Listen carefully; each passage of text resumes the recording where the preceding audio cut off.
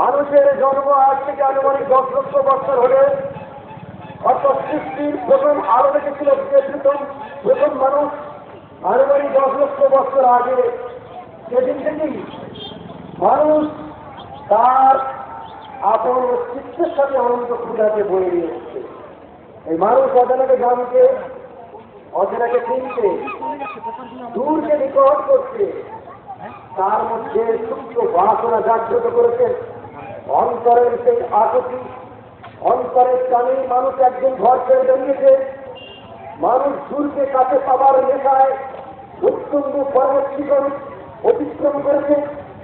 সেই মানুষ এবারে সিংহ জয় করেছে। আমার পেছন পড়ে গেল। সেই মানুষ সমুদ্রের ভয়ানক গর্জন উপেক্ষা করে বিক্ষুব্ধ তরঙ্গায়িত সমুদ্র অতিক্রম করে দূর দেশে পাড়ি দিয়ে নবনব দেশ উপমহাদেশের আবিষ্কার করেছে।